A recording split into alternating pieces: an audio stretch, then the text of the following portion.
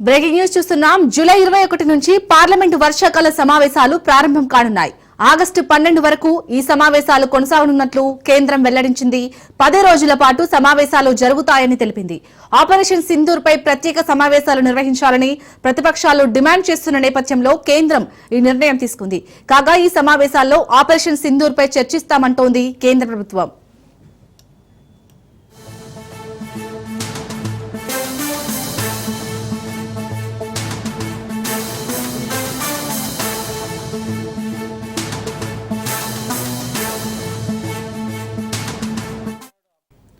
July 21 నుంచి parliament వర్షాకాల సమావేశాలు ప్రారంభం కానున్నాయి.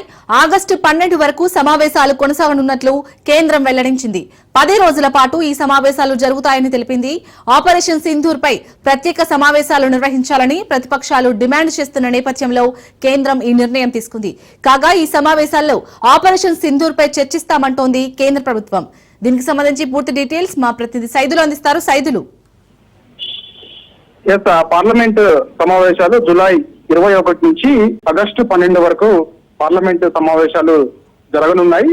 3 నెలల విరామం తర్వాత జూలై 21న ఉదయం 11 గంటలకు పార్లమెంటు ఉభయ సభల సమావేశం కానున్నాయి. ముఖ్యంగా ఆపరేషన్ సింధూర్ నేపథ్యంలో పహల్గామ్ ఉగ్రదాడి, ఆపరేషన్ సింధూర్ల తర్వాత పార్లమెంటు సమావేశాలు జరగడం ఇదే తొలిసారి. ఆపరేషన్ సింధూర్ పేరుతో భారత్ పాకిస్తాన్ లోని ఉగ్రవాద శిబిరాలపై భారత్ దాడులు చేసి వాటిని నిలమట్టం చేసే విషయం తెలిసిందే. కాశ్మీర్ లోని పహల్గామ్ లో 26 మందిని పట్టున పెట్టుకున్నటువంటి పహల్గామ్ ఉగ్రదాడికి ప్రతీకారంగా భారత్ ఆపరేషన్ సింధూర్ చేపట్టింది.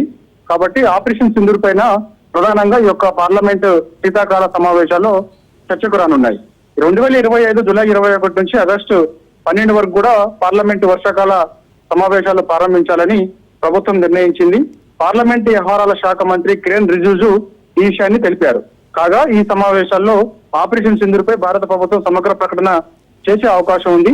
మరోవైపు ఆపరేషన్ సింధూర్ లో భారత దళాలకు జరిగిన నష్టంపై విపక్షాలు వివరణ కోరనున్న నేపథ్యంలో వీటికి కూడా సమాధానం చెప్పే అవకాశం కూడా కనిపిస్తుంది. ఎందుకంటే ప్రధానంగా ఈ యొక్క ప్రతిపక్ష పార్టీలన్నీ కూడా ఆపరేషన్ సింధూర్ వివరాలని వెల్లడించాలని డిమాండ్ చేస్తున్న నేపథ్యంలో ఈ యొక్క పార్లమెంటు సమావేశాలు నిర్వహించి ఈ యొక్క ఉభయ సభల్లో ఈ యొక్క ఆపరేషన్ సింధూర్ లో భాగంగా జరిగినటువంటి ఉగ్రదాడి